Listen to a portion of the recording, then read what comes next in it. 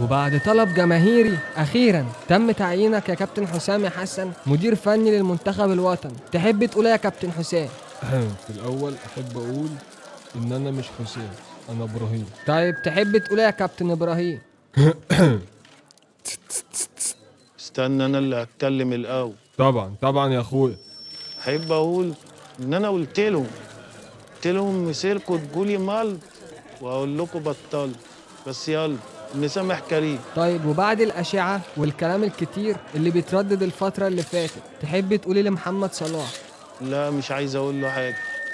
يعني كون محمد صلاح فخر العرب وأفريقيا واللي رافع اسم مصر لفوق المفروض توجه له الكلمة.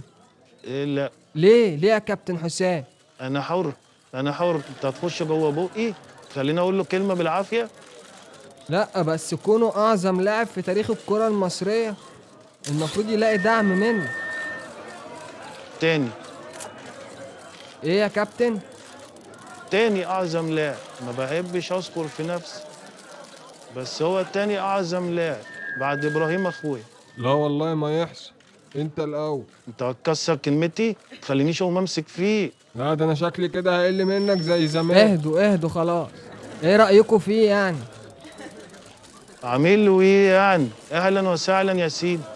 ايوه كونه قدم كتير لمنتخب مصر ورفع اسم مصر لفوق. هو كده باللي بيحصل فينا ده ورفعها لفوق؟ امال لو كان نزلها لتحت كان هيعمل فيها ايه؟ يلا كله في ميزان حسنات.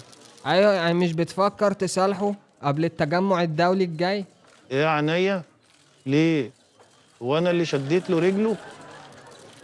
مثلا يا أخويا، ولا أنت اللي خلعت له كتف؟ ازاي ما تاخدوش رأيي في حاجة زي دي؟ ما احنا قلنا نعملها لك مفاجأة. بس ما تقلقش. ملاش ايه ده، انا كده مش هاجي المنتخب تاني. قال لي انا بس لو كنت موجود كنت هحل له مشكلة رجله دي. مشكلة رجلي اللي هي الشد يعني.